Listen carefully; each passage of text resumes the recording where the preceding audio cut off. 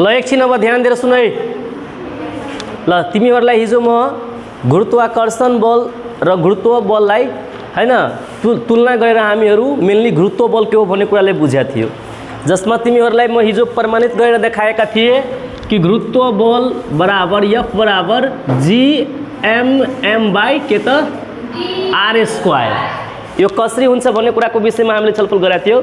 तिमीलाई बताएका थिए हैन कि जब एउटा ठुलो के त पिण्ड र एउटा सानो पिण्ड हुन्छ र त्यो ठुलो पिण्डको इर्दगिर्दमा अथवा त्यसको के त सतहमा जब सानो पिण्ड हुन्छ नि त्यस्तो अवस्थामा जुन उत्पन्न हुने जुन बल हुन्छ, जुन ठुलो वस्तुले सानो वस्तुलाई आफ्नो केन्द्रतिर तानिरहेको हुन्छ, त कति फोर्सले तान्छ त्यो फोर्स निकाल्ने फर्मुला हाम्रो थियो के त F = Gmm by R square, जहाँ क्यापिटल M भनेको हाम्रो कुनै ग्रह अथवा उपग्रहको पिण्ड थियो, स्मल m भनेको त्यही ग्रह अथवा उपग्रहमा राखिएको सतहमा राखिएको सानो पिण्ड थियो र R भनेको के त त्यही ग्रह अथवा उपग्रहको के त रेडियस थियो। हामीले यस प्रकारले के बुझेको थियो त कि जसमा क्यापिटल M स्मल m र R के हो भनेर, र यसमा ठुलो पिण्डले सानो पिण्डलाई जुन केन्द्रतिर तान्ने फोर्स जसलाई हामी F बताएका थियौँ, त्यो F को भ्यालु कति आएको थियो त Gmm बाई R स्क्वायर। यो कुरा हामीहरू के को थ्रु निकालेका थियौँ त गुरुत्वाकर्षण बलको प्रयोग गरेर हामी निकालेका थियौँ। कुरा बुझेको होइन? किनकि तिमीहरूलाई हिजो पनि बताएका थिएँ कि गुरुत्व बल र गुरुत्वाकर्षण बलमा खासै फरक छैन हैन, एउटा मतलब त्यो कन्डिसन मात्रै हामीलाई बुझ्नुपर्ने हुन्छ, जसमा तिमीहरूलाई बताएका ठुलो पिण्ड एउटा धेरै ठुलो हुन्छ र एउटा धेरै सानो हुन्छ, र त्यो ठुलो पिण्डको के त नजदिकमा अथवा सतहमा राखेको अवस्थामा हाम्रो दिमागले गुरुत्वाकर्षण नभन्छ, त्यसलाई के भन्छ त गुरुत्व बल भन्छ। त्यस्तो अवस्थामा के हुन्छ त ठुलो पिण्डले सानो पिण्डलाई आफ्नो सेन्टरतिर तानिरहेको हुन्छ। आज हामी कुरा गर्छौँ त्यो गुरुत्व बलको कारणले गर्दा कुन कुन कुरा सम्भव छ यो पृथ्वीमा अथवा यो ब्रह्माण्डमा। कुरा बुझेको बुझेन?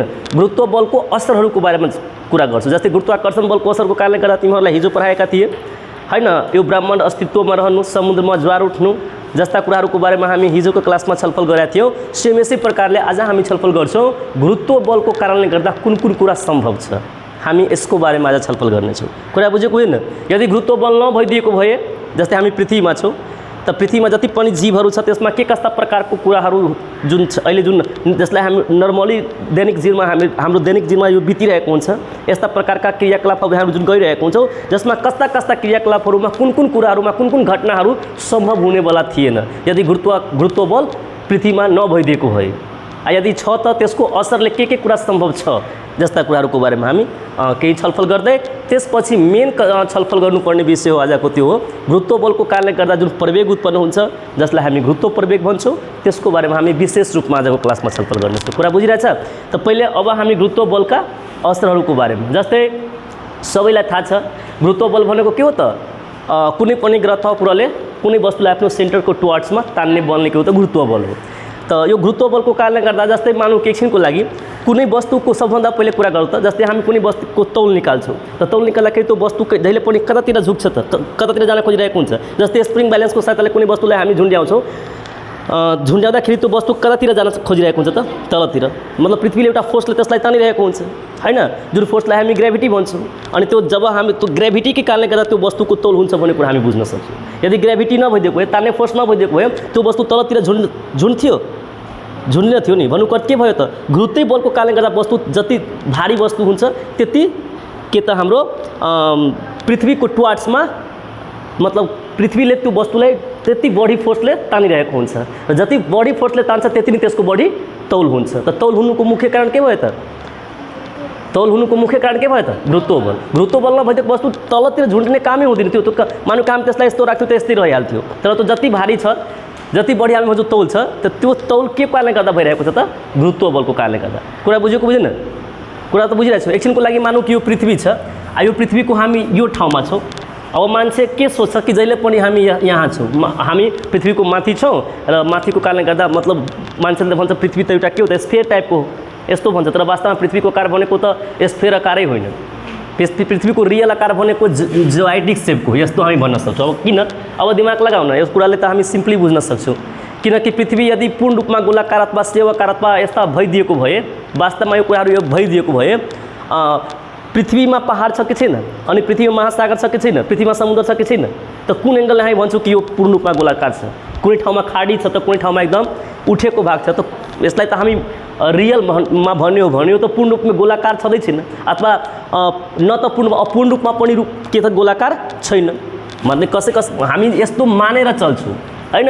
जब हामीलाई धेरै प्रकारका कुराहरू पृथ्वीसँग सम्बन्धित, जस्तै हामीहरू देशान्तरका कुरा गर्छौँ, हामीहरू जब अक्षांशका कुरा गर्छौँ, त त्यो कुरालाई हामी एक एज अ मान्छौँ कि गोलो छ भनेर, स्फेयर टाइपको छ भनेर। तर पृथ्वी पूर्ण रूपमा गोलो छ भने कुनै यस्तो प्रमाण हामीलाई छैन। कुरा बुझ्यो बुझेन?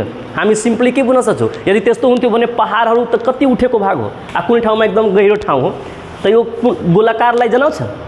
यदि हामी एज अ होल पृथ्वीकोलाई यदि एकछिनको लागि सोच्यौँ भने पहाडको बारेमा, समुद्रको बारेमा, गहिराईको बारेमा, हरेक ठाउँमा अलग अलग ठाउँबाट यदि हामी आफ्नो दृष्टिकोणले सोच्यौँ भने तिमीलाई लाग्छ कि पृथ्वी गोल हुन सक्छ भनेर?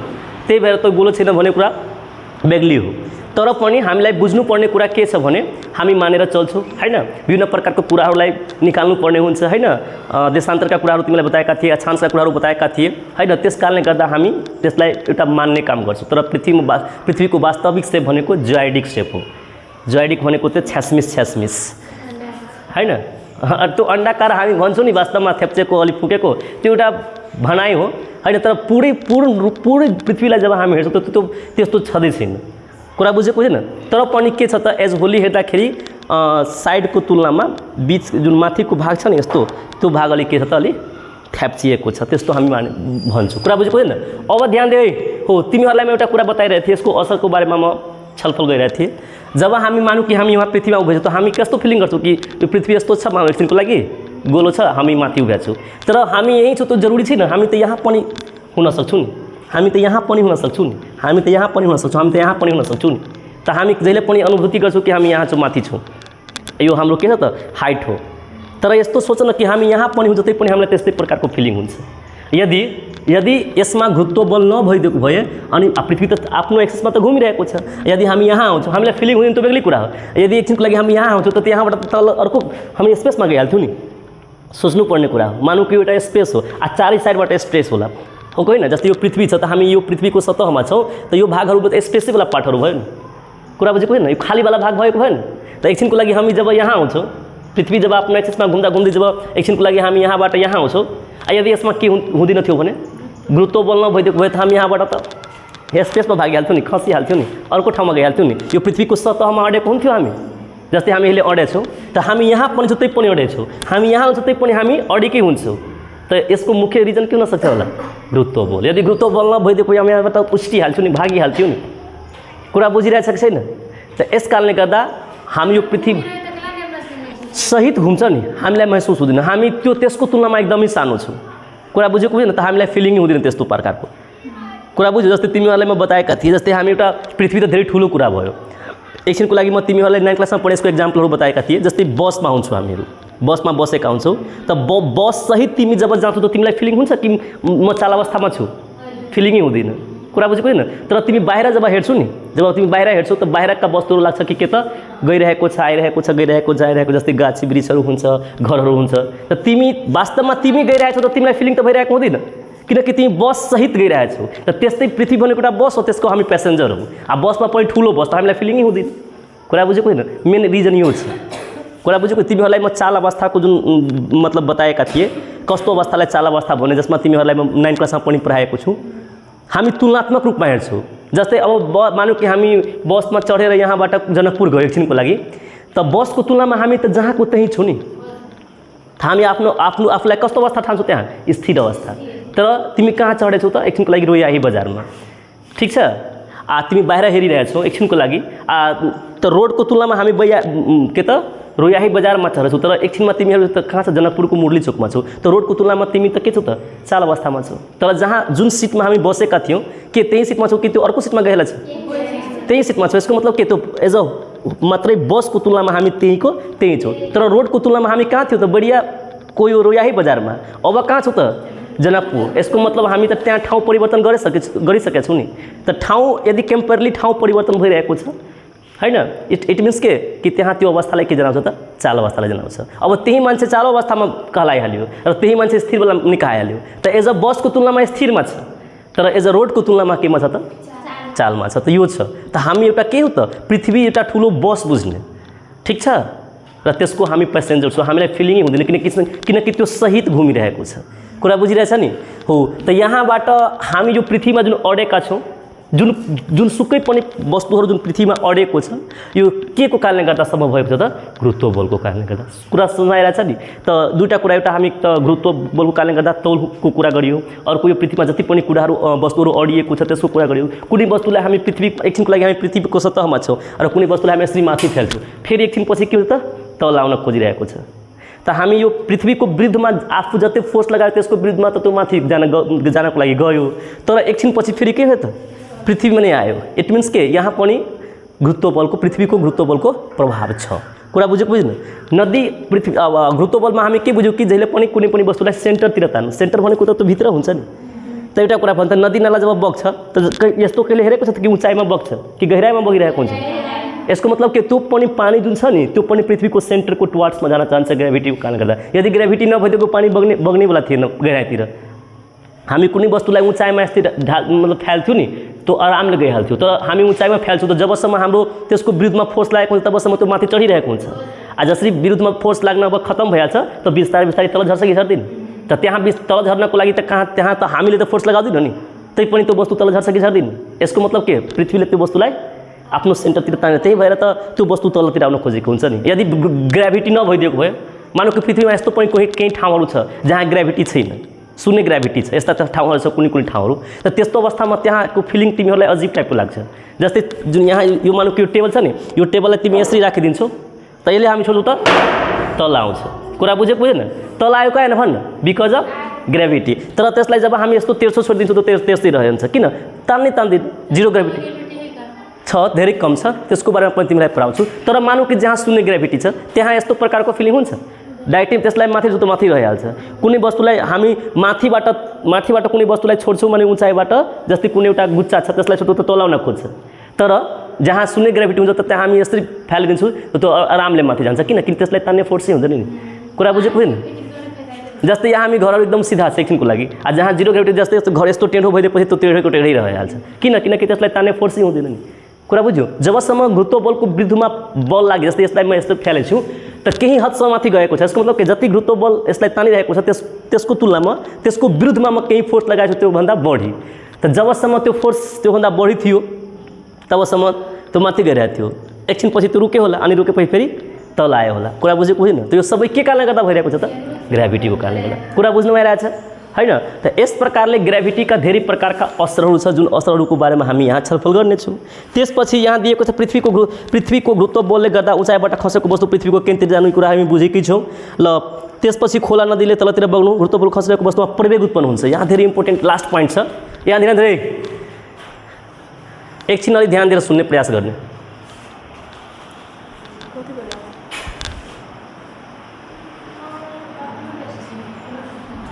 छोड़ आउन देऊ, मतलब फोन गर्छ। ल सुन ध्यान दिएर, फोन आइरहेको थियो एकछिन। अब त्यसले इसारा दियो, म भनेको छु नि इसारा दिनको लागि। कुरा बुझेको छैन? ल एकछिन अब ध्यान दिएर सुन्नुपर्ने कुरा अब आउँछ, अलिक ध्यान देऊ। मेन कुरा के छ भने यहाँ जुन कुरा अब हामी एकछिनमा पढ्नेवाला छु त्यो कुरा पनि यसमा भनेको छ। एउटा कुरा भन्छ तिमीहरूलाई त 9 क्लासमा प्रवेगको बारेमा पढाएको छु, प्रवेगको बारेमा पढाएको छु नि। जस्तै मानौँ कि हामी पृथ्वीमा कुनै गाडी चलिरहेको छ, त त्यो गाडी एक नासको गतिले गइरहेको छ, त्यसको गतिमा एकदम परिवर्तन छैन। प्रत्येक सेकेन्डमा मानौँ कि 5 मीटर को दर ले गइरहेको छ। जेना हम मोटरसाइकिल चलाबै छियै त हम मोटरसाइकिल के स्पीड शुरू से लग अंत तक कतने तो ओहन अवस्था में एहिके मतलब दूरी तो पार हो रहा है। अगर गति समान हो तो दूरी पार नहीं हो रहा से कहू तो पार तो हो रहा है। तो ओहन अवस्था में वो एक प्रवेग उत्पन्न होते से कहू तो होता है। अगर दूरी पार हो रहा है एक से गति से जा रहा है तो प्रवेग उत्पन्न होते। प्रवेग उपरा से ओकरा कहै छियै। प्रवेग के मतलब कथी होई? प्रवेग मतलब दूरी पार होना के मतलब प्रवेग ना। प्रति सेकेंड में अगर दूरी पार हो तो ये प्रवेग उत्पन्न भेल से कहू तो नहीं भेल। कैला कि यहाँ सब की बात हम बहुत नीक से समझने छी। अगर कोनो वस्तु है मान के चलू एगो वस्तु है ठीक है, ये वस्तु अहाँ के 0 सेकेंड से चले के शुरू कल अये से अये 1 सेकेंड में 5 मीटर पर सेकेंड दूरी पार करके। एक छिन का ध्यान सुनो। आ तै पर ई वस्तु अये से दोसर का 1 सेकेंड में है ना, दोसर का 1 सेकेंड में इसलिए तो 1 सेकेंड लगले। ए बुझने प्रयास कर ना। और यहाँ फिर यहाँ आना में 1 सेकेंड लगे, मतलब टोटल 2 सेकेंड लगले। अहू एक गति कते तो 5 मीटर पर सेकेंड। आखिर वस्तु तो जा रहा है ना, कोनो जो वस्तु चाहे कोनो गाड़ी से तो जा रहा है कि नहीं जा रहा, दूरी तो पार कर रहा है, लेकिन कथी अ वस्तु में प्रवेग उत्पन्न हो रहा है। अपना सब प्रवेग के मतलब बहुत नीक से समझने छी।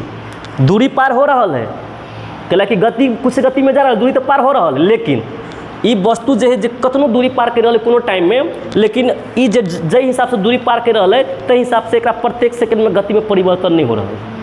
तो प्रवेग के डिफिनीशन कथी कही, प्रवेग के मतलब कथी होई कि जब तक गति में परिवर्तन नहीं भेल तब प्रवेग उत्पन्न नहीं भेल। गति है समान गति है, लेकिन इस समान गति में प्रवेग उत्पन्न होते हैं। अहाँ सबके लास्ट टाइम हम पढ़े रहे एक बारे में तो कहने कि समान गति में कोई वस्तु को प्रवेग शून्य हो कि ना, समान गति मतलब परिवर्तन नहीं होती ना, नहीं जब तक परिवर्तन नहीं होता तब तक प्रवेग होते से कहता नहीं होता। तो प्रवेग के मतलब अहाँ सब तो बुझने छी ओना कनिका काल के बारे में पढ़ेबो कर, हाँ पढ़ेबे करबे। अब तो सिंपली बुझू ना कि प्रवेग के मतलब गति में परिवर्तन होना है। तो जब एक लास्ट पॉइंट पर हम डिस्कस करी अहाँ के कहिए कि जेना गाड़ी रोड में चली तो एक्सेलरेटर के कारण से, इंजन के कारण से अपना हिसाब से गति परिवर्तन, जेना मोटरसाइकिल चलाबै छियै आ स्टार्ट करते कनिका स्लो छलिए, माने ओकर गति कम छलिए, लेकिन अब रोड अच्छा है सीधा है तो हम एक्सेलरेटर के जोर से मतलब कथी के लिए तो दबेलिए, तो उन अवस्था में की हो रहा है तो गति में परिवर्तन हो रहा है कि हो रहा है, एक मतलब गाड़ी में प्रवेग उत्पन्न भेल कि नहीं भेल। तो रोड पर जब कोनो गाड़ी में प्रवेग उत्पन्न हो रहा है तो तो कारण के बन जाए है, वो एक कारण केकरा कारण से गति में परिवर्तन हुई, हमरा कारण से होते हैं, ड्राइवर के कारण से होते या तो एक्सीलेटर लेते के कारण से गति में परिवर्तन अभी होते। लेकिन जब एहि वस्तु के जब हम खसाबै छियै तो इहो वस्तु तो नीचा रहा है ना, कनिका ध्यान देबै। तो वही तो नॉर्मल प्रवेग के बात हम कहिए, लेकिन एहि वस्तु के जब हम खसाबै छी तो वस्तु नीचा अभी कि नहीं अभी, आ जब ई वस्तु नीचा अभी तो ई जते जते नीचा अभी ना, सुन ध्यान से, ई जते जते नीचा अभी है तते तते एकरा ग्रेविटी जोर से तनी है, माने बेसी फोर्स लगा के तनी है। कनिका ध्यान दे लड़के, बुझने काम करना। तो आप सोचो तो ई वस्तु एगो बात कहूँ तो अया अगर मान के चलो वस्तु के जब खसाबै छियै तो ई वस्तु समान गति से नीचा भी होते कि फास्ट होते चला रहा है, तो नीचा अभी तो फास्ट हो के मतलब एक गति में परिवर्तन हो रहा है कि नहीं हो रहा है। तो अहो प्रवेग उत्पन्न भेल, अहो कथी भेल तो प्रवेग उत्पन्न भेल, तो अहो प्रवेग उत्पन्न भेल, तो ई प्रवेग उत्पन्न होय के लागी अय कोनो ड्राइवर छल एकरा में, एहिमे ड्राइवर बैसल है कि मतलब एक्सीलेटर कैस करके तो नीचा चल रही, ये तो ड्राइवर नहीं बैसल है, या तो एहिमे एक्सीलेटर लागल है नहीं, फिर भी एका गति में परिवर्तन भेल है, माने फिर भी अहो प्रवेग उत्पन्न भेल है। तो एहि प्रवेग के अपना सब प्रवेग नहीं कहै छियै, गुरुत्व प्रवेग कहै छियै, कैला कि अय जे प्रवेग उत्पन्न भेल है से केकरा कारण से भेल है, तो गुरुत्व बल के कारण से भेल है। तो आब अहाँ कहू तो जे लास्ट पॉइंट अहाँ सबके बुक में लिखल हवे कि प्रवेग जे सॉरी गुरुत्व प्रवेग जो उत्पन्न हुई है ओकरो में ओकर मेन केकरा कारण से गुरुत्व प्रवेग उत्पन्न हुई है, गुरुत्व बल के कारण से। तो लास्ट पॉइंट में हम ये बात समझावे चाहली अहाँ के कि कभी भी कोनो भी प्रकार के ग्रह अथवा उपग्रह सबका गुरुत्व प्रवेग सबके ग्रेविटी तो फर्क होती ना। जना अपना सब बात करबे कथी के तो जना पृथ्वी के बात करबे, चंद्रमा के बात करबे, मंगल ग्रह के बात करबे, बुध ग्रह के बात करबे, तो हर एक ग्रह के अपन अपन ताने के क्षमता तो फर्क होते, लेकिन जेकर जेहने ताने के क्षमता है ओकरा में ओहने प्रकार के प्रवेग उत्पन्न होते कि नहीं होते। तो अब पृथ्वी कोनो वस्तु के अगर तान रहा है तो वो एकरो गति में परिवर्तन भेल, गति में परिवर्तन होना के मतलब एकरो प्रवेग उत्पन्न भेल, कथी उत्पन्न भेल तो प्रवेग। तो ये प्रवेग अपना सब गुरुत्व प्रवेग कहै छै कि गुरुत्व बल के कारण से उत्पन्न भेल।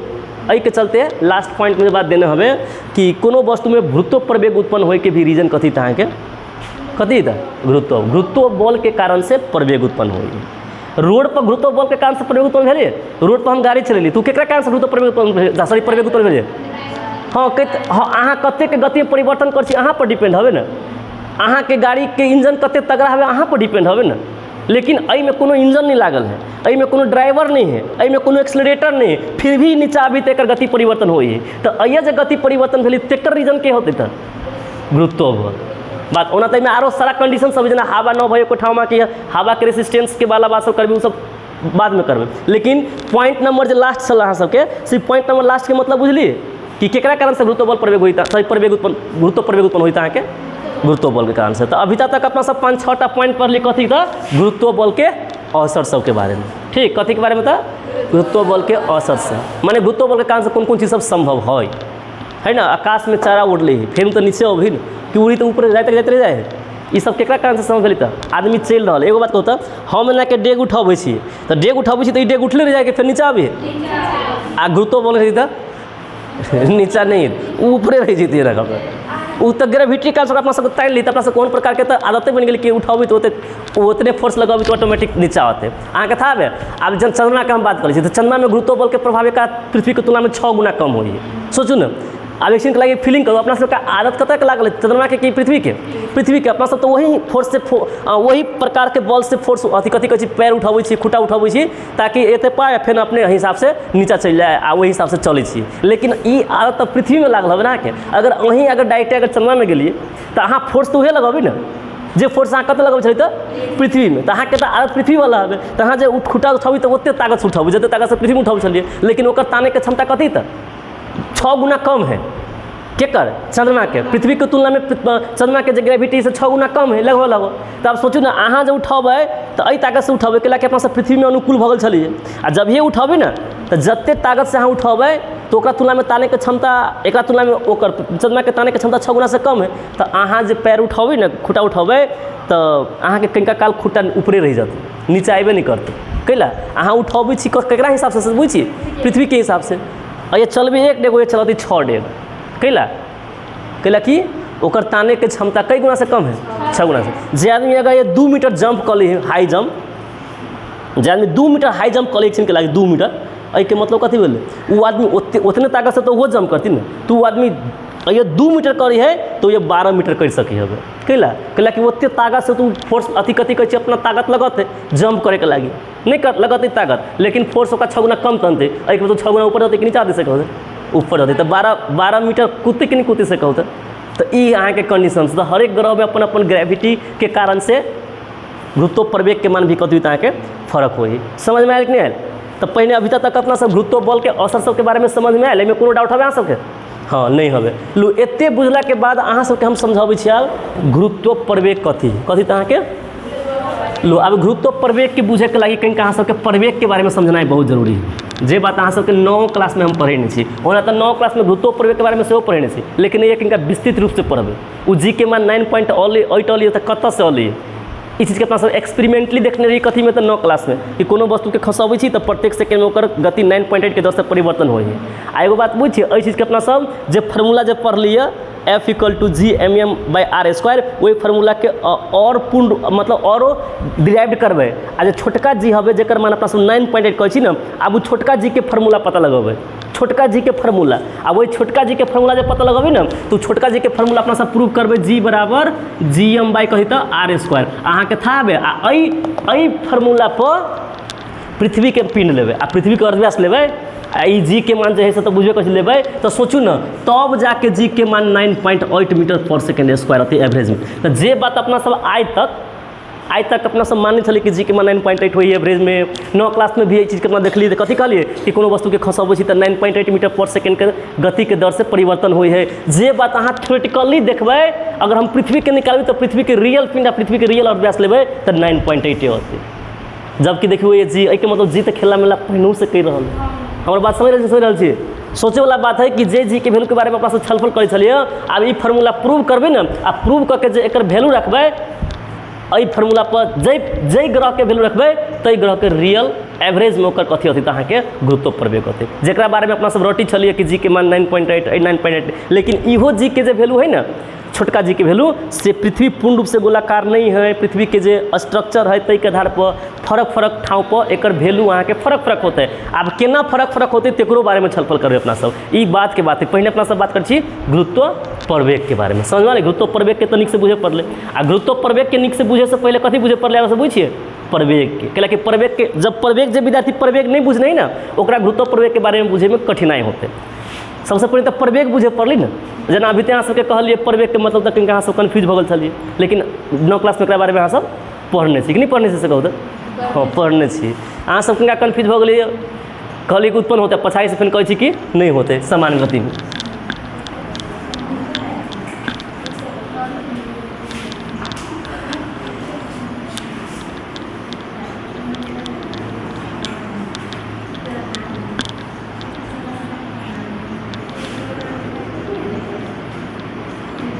एक छिन कनिका ध्यान देबै, प्रवेग के निक से बुझे के लगे अहाँ सब कनिका अथी कर रहल छी। ए लड़की सब ई चीज सब नहीं करू ना, अहाँ सबके कते बार ध्यान पर केंद्रित हो रहा है। एक छिन कनिका ध्यान से सुनू सब कोई।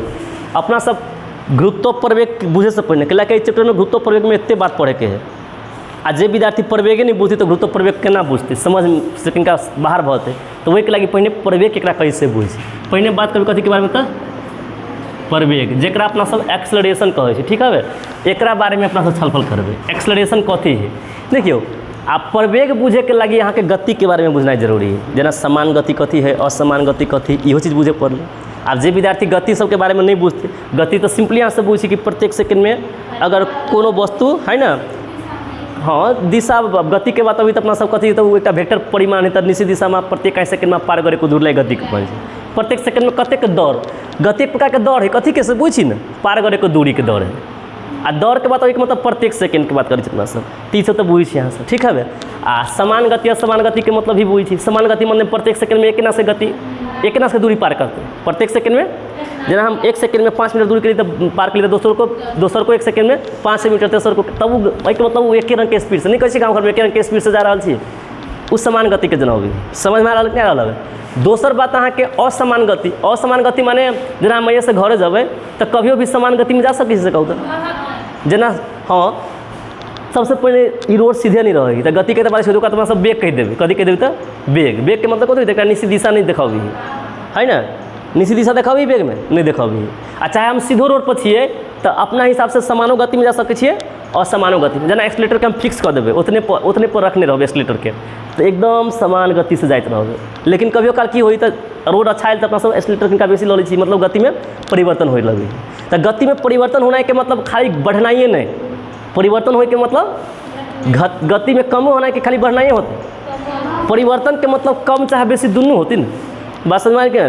तो पहले अपना सब बात करबे प्रवेग के बारे में है ना, तो पस वही प्रवेग से रिलेटेड बारे में जना अपना सबके गति ह्रास कथी हुई है ना, जे गति घटे के दर के अपना सब बात करबे। तो पहले मेनली छलफल कर ली छी कथी तब प्रवेग केकरा कहबे। तो प्रवेग के बुझे के लागे यहाँ के कथी करिए पहले एना बुझे पड़ली कि असमान गति हो पड़ली प्रवेग में। जना सबसे पहले मान के चलो कई सीधा रोड है, ठीक है, अई सीधा रोड में कथी तो अहाँ के ई 0 सेकेंड है, ये भऽ गेलै अहाँ के 1 सेकेंड, ई भऽ गेलै अहाँ के 2 सेकेंड, ई भऽ गेलै अहाँ के 3 सेकेंड, ई 4 सेकेंड, ठीक है। कनिका देखियो अये से लग के 0 सेकेंड से मतलब रेस्ट अवस्था में अये से तक गेलै तो 1 सेकेंड भेलै, फिर 1 से 2 सेकेंड भेलै, माने ई प्रत्येक 1-1 सेकेंड के हम अंतराल देखने छी, ठीक है। अब अई अवस्था में कनिका ध्यान से सुनब अहाँ सब, अई अवस्था में एकर एकर गति कते से कहू तो 0 मीटर पर सेकेंड होते। स्टार्टिंग अवस्था में कोनो भी वस्तु के गाड़ी कति रहते 0। अब मान के चलू पहिलका 1 सेकेंड में जब 1 सेकेंड गेलिए तो अई अवस्था में एक गाड़ी के स्पीड भऽ गेलै कहते 2 मीटर पर सेकेंड गति, कैलाकि सीधा बाटो में जा रहा है। दोसर का अये से 1 सेकेंड में ई अंतराल कते सेकेंड कैसे कहू तो 1 सेकेंड के, ई अंतराल कथी था 1 सेकेंड के, इहो अंतराल कते कहते था 1 सेकेंड की, प्रत्येक अंतराल कते कहता 1-1 सेकेंड के। तो जब कथी कहै छियै 0 पर से 1 पर लिया तो 2 मीटर पर सेकेंड, अब 1 पर से 2 पर गेलिए तैयो एकर कते तो 2 मीटर पर सेकेंड का ध्यान से शुरू पर ध्यान से तैयो कते देखबी तो 2, फिर अहुआ गेली तो कते देखबी अहाँ के 2 मीटर पर सेकेंड, अहुआ देखबी 2 मीटर पर सेकेंड, मतलब ये प्रत्येक 1 सेकेंड के अपना सब देख रहा छी कथी के तो गाड़ी के गति तो ई चेंज नहीं हो रहा है, कि चेंज हो रहा है नहीं हो रहा है, ये चेंज हो रहा है। तो अई गति के अपना सब केहन गति कभी से कहू तो समान गति, कथी कहबी तो समान, एकरा यूनिफॉर्म वेलोसिटी कहब, तिनका ध्यान से सुनित रहो अहाँ सब।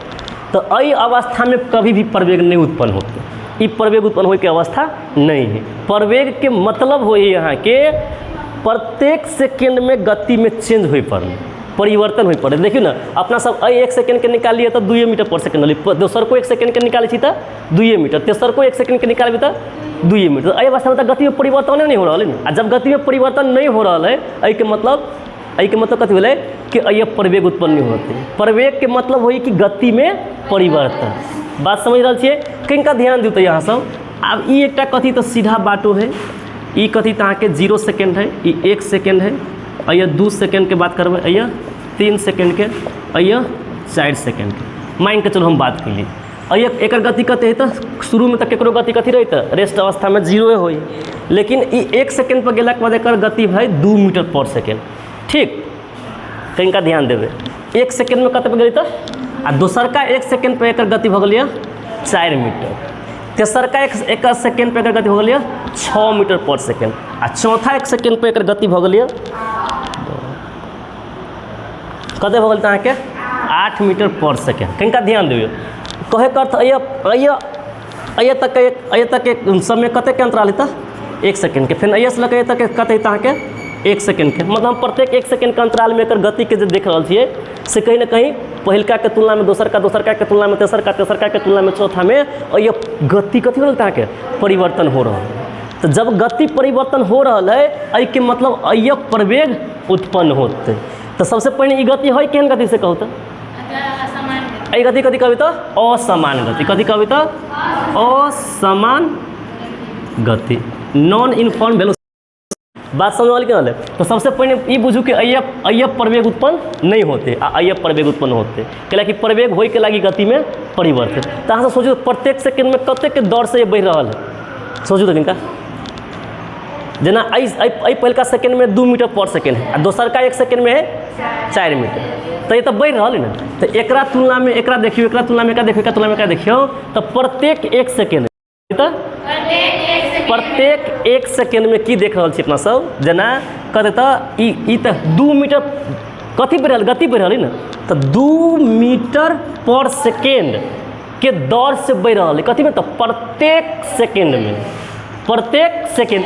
तो 11 सेकंड आ गए एते तक कथी तो गति है, कथी तो के गति है। अब एक हम प्रवेग के रूप में ले छिए तो एते के दर से तो गति बढ़ रहा है ना। वो कथी बता प्रत्येक 1 सेकंड में। तो प्रत्येक 1 सेकंड में गति बढ़ना के मतलब 11 सेकंड आना भले। अई के मतलब जब अपना सब प्रवेग जे कहै छी ना तो मीटर पर सेकंड स्क्वायर कहै छी।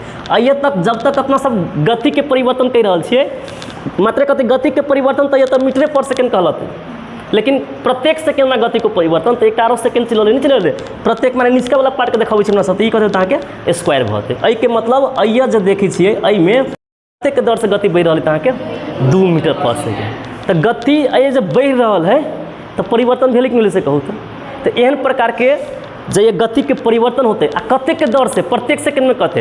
एगो बात पूछे अये जे बात जे हम पारने छे अये जे हम देखने छी अहाँ सबके ये एग्जाम्पल से देखा रहा छी ई 1 नास से परिवर्तन हो गति में 1 नास से परिवर्तन हो रहा है। एहनो हो सके ना जना पहलका सेकंड में 2 मीटर पर सेकंड है तो अये 3 तो ये 5 तो ये 7 तो ये 9 तो ये 15 तो ये 20 तो ये 25 केनो हो सके आखिर परिवर्तन तो हो रहा है। लेकिन परिवर्तन भेला के बादो भी जना हम सब पढ़ने से समान प्रवेग असमान प्रवेग ई समान प्रवेग के जनले के असमान प्रवेग के से कहते ई समान प्रवेग जना रहा है। ओही में की होते कतु ये 4 तो ये 7 भते ये 11 भते ये 15 भते आखिर परिवर्तन तो हो रहा है लेकिन समान रूप से गति में परिवर्तन नहीं आ रहा है तो ओकरा असमान प्रवेग कहबे। कथी कहबे तो असमान प्रवेग। समझ में आयल कि नहीं आयल? प्रत्येक सेकंड में 1 नास के गति में परिवर्तन होते चल गया है समान प्रवेग आ प्रत्येक सेकंड में 1 नास के गति में परिवर्तन नहीं हो रहा है असमान प्रवेग। आखिर प्रवेग तो भेल तो प्रत्येक सेकंड में 1 नास के प्रवेग उत्पन्न नहीं हो रहा मतलब एक नास के प्रवेग नहीं उत्पन्न हो रहा है।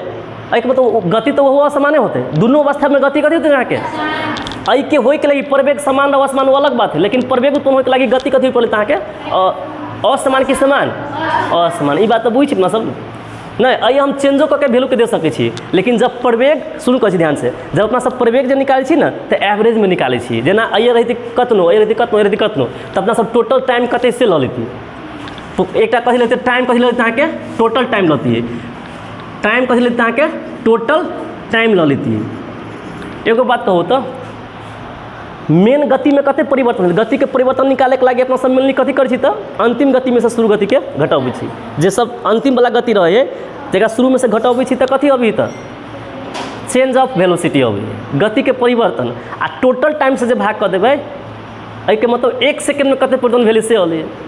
तो अपना सब कभी भी निकाले छी ना तो एवरेज निकाले छी एवरेज में कते गति में परिवर्तन होल से जना कतो अपना सब ए वैल्यू सब के परिवर्तन करके दे रहल छी किनका ध्यान सुनो ए वैल्यू सब के परिवर्तन करके दे रहल छी आ वो अवस्था में कथी होल तो अपना सब के प्रवेग निकाले के है तो अपना सब कथी कर छिए अंतिम वाला में से शुरू के घटा छी तो ओकर मेन चेंज कथी से निकाले छी पहिने तब मात्र चेंज। एगो बात कहू तो वेलोसिटी अथी एक्सेलरेशन के मतलब मात्र चेंज ऑफ वेलोसिटी होय है कि चेंज ऑफ वेलोसिटी इन पर सेकंड तो जब पर सेकंड के निकाले कहबे तो अपना सब कथी करबे तो टोटल टाइम से भाग करबे कि 1 सेकंड से भाग कर देबे। हम शुरू से लेकर अंत तक के एवरेज में निकाले चाहे छिए जेना मान के चलू कथी तो अहाँ ला 10 रुपया है एक ला 20 रुपया एक ला 25 रुपया है तो प्रत्येक ला कते रुपया पड़ती तो कथी करबे 3 रुपया के जोड़ के आ 3 से भाग कर देबे तो तेने टोटल टाइम से भाग करबे तो कते सेकंड के मतलब अई के मतलब ई होते कि एगो बात कहू तो जब अपना सब असमान रूप से प्रवेग उत्पन्न होता है तो कोनो सेकंड में बेसियो प्रवेग कोनो सेकंड में कमो प्रवेग लेकिन अपना सब जब एवरेज में निकालबे तो एवरेज में निकाल के कथी करबे तो जते परिवर्तन भेले सब परिवर्तन के ठमन जोड़ देबे आ जते अपना सब कथी तो जै से टाइम होता तो भाग कर देबे मतलब ओहन अवस्था में भाग कर देबे तो ओहन अवस्था में एवरेज में प्रत्येक सेकंड में कते चेंज भेले से होते। अइए से जना हम सीधे रोड से एकदम जनकपुर एकदम सीधा रोड से तो एनी टाइम हमारे प्रवेग में एक रंग के परिवर्तन नहीं होती है अब कम बेसी होते कभी बेसी कभी कम होती भगल, लेकिन एवरेज में निकालबी तो अपना सब टोटल टाइम से भाग करबी कि नहीं करबे। तई के लागी पहले मतलब टोटल परिवर्तन, तो टोटल चेंज निकाले के लागी है ना, टोटल चेंज निकाले के लागी इनके तो वेलोसिटी में टोटल चेंज निकाले के लागी कथी कहना सब अहाँ सबके था हवे गति में दू प्रकार के गति पढ़ने छी, एगो शुरू गति एक अंतिम गति। तो अई अवस्था में कथी कहबी कि शुरू में कते चले अंतिम में कते है, ठीक है। जना शुरू में कते तो 0 है आ अंतिम में 8 है। तो अई अवस्था में कथी करबे जना 1 2 3 4 सेकेंड है, किनका ध्यान दियो ना। शुरू में कते तो शुरू में कथी मान हम निकाल रहा एक के लगी वेलोसिटी के चेंज निकाल रहा, ठीक है। तो देखियो अहाँ के एवरेज में ओतबे करते लेकिन तो बुझबे कर छी कि प्रत्येक सेकंड में केना से परिवर्तन, तो हम निकाल के देखी छी। तो एक शुरू के गति के अपना सब कथी बन छै तो यू माने छी, अही में ल लो अपना सब। तो एक शुरू के गति कही तो शुरू को कनिका ध्यान देवे गति, शुरू के गति कथी यू बराबर कथी बराबर तो कते कहू तो 0 मीटर पर सेकेंड है। आ अंतिम गति कथी तो अंतिम गति v बराबर कते कहू तो 8 मीटर पर सेकेंड। आ टोटल टाइम कते है 1 सेकेंड 2 सेकेंड 3 सेकेंड 4 सेकेंड। तो टोटल टाइम भ गए अहाँ के 4 सेकेंड। तो प्रवेग के मतलब अहाँ हम समझेने छली कथी समझेने छलिए कि प्रत्येक सेकेंड में कते, तो ये तो 4 सेकेंड के है ना। तो 1 सेकेंड के निकाले पड़े तो सबसे पहले 1 सेकेंड के निकाल के पहले टोटल परिवर्तन निकालबे। तो टोटल परिवर्तन निकाल के कथी करे पड़ते, शुरू अंतिम वाला में शुरू घटा तो टोटल परिवर्तन नहीं करें। सोचू ना शुरू में चले 0 आप भगले 8, तो कते से परिवर्तन ले 8 से, केना बुझलिए 8 में से 0 के घटा के हाँ 10 रुपया हवे आ 13 रुपया भगल। तो केना बुझिए कि 3 से परिवर्तन ले, वही 13 में से 10 घटा के शुरू में कते चल 10 आ आप कते भगल, तो कते से परिवर्तन ले केना बुझ गेलिए 20 म्हणजे अंतिम में से शुरू के घटा ऑटोमेटिक बढ़ल से चल। तो शुरू अंतिम में 8 है आ शुरू में 0 है। तई के लागे अपना सब 8 में से कते में से तो 8 में से 0 के घटाबे छिए। तो ये तो टोटल परिवर्तन आ गई ना, लेकिन बस कई सेकंड के परिवर्तन निकाले के रहे 1 सेकंड के। तो टोटल टाइम से जब भाग करते 1 सेकंड के निकलती नहीं, सिंपल बात है कि नहीं। जब हम टोटल विद्यार्थी से भाग करते एक तक कते पहले से निकल के निकल लिए, तो टोटल टाइम कते है 4। तो अई के मतलब आप जो वैल्यू होता है से प्रत्येक सेकंड के चेंज होते, बात समझ में नहीं वाले। आप जो वैल्यू होती से प्रत्येक सेकंड के चेंज होते। तो ये बात अपना सब मोटा मोटी में पहले कह लेने छे, लेकिन ध्यान दिए एक फार्मूला भी मैंने सुबह टिकला बोली से देखाबी छी। अहाँके अपना सब तब प्रवेग निकाल रहा छी, ई कैला हम दे दिली से बता सब बुझली। तो ई वैल्यू कथी कहला अहाँके जना 8 कथी से कहू तो 8 कथी है v है ना, आ 0 कथी तो u है ना, आ ई 4 कथी से कहू तो t। अई के लागी प्रवेग के फार्मूला a - v बराबर v - c t है। अब हम कभी कत से तत्व से ली समझ में आयल के एक मतलब बुझली कि प्रवेग के मतलब v - t के लेवल से। अगर अपना सवाल शुरू के अंतिम गति में शुरू गति घटा के टोटल टाइम से भाग करबे तो एवरेज में कते परिवर्तन होले प्रत्येक सेकंड में से होते। तो एकरे अपना सब कथी कही तो प्रवेग, अर्थात प्रति इकाई सेकंड में गति में होने परिवर्तन दौड़। ई कथी निकली से बुझिए गति के परिवर्तन दौड़ निकलिए। हम कथी कहलिए बेसियो बेसी हो सके, कभी काल कमो बेसी असमान रूप में परिवर्तन हो सके, फिर भी अपना सब जो निकालबी तो पहले चेंज इन वेलोसिटी आ बटा टाइम। बात समझ में क्या। तो प्रत्येक सेकंड के चेंज निकल जाते। तो प्रवेग के मतलब लगभग वहाँ से बुझली हुई कथी कह चलिए। लास्टली प्रवेग मतलब कथी बुझलिए कि कोनो भी वस्तु के प्रति इकाई सेकंड में कते गति में परिवर्तन हो रहा है। प्रवेग हो के लायक की हो पड़ले ई हो पड़ले प्रवेग हो के लायक हो पड़ले मतलब गति। देखियो ना अगर आइए निकाली प्रवेग तो पहलको सेकंड में एकर कते तो 2 है आ लास्टो में कते तो 2 है। आई के मतलब कथी भेलै तो 0 चलते अधिक नहीं होते। एहि प्रकार से अपना सब चीज़ के बुझ सकै छी कि समझ में आयल केना से कहू तो कभी भी अपना सबके गति में परिवर्तन भेले नहीं रहते। जना शुरू में रहते 10 से आ लास्टो में 10 रहते, तो 10 में से 10 में 0 आ टाइम कतनो हो फर्क पड़ते। एहि के चलते प्रवेग के मतलब बुझे के प्रयास के लिए बुझ भी गेली। लो आप जे विद्यार्थी प्रवेग बुझ गेली ना वो विद्यार्थी अहाँ के बहुते निक से गुरुत्व प्रवेग बुझ लेंगे। लेकिन एहि के लागी बुझे पड़ते आँय हाँ घंटी लाग गए हम बुझे तो आइ के लागी इतने रहते ठीक है।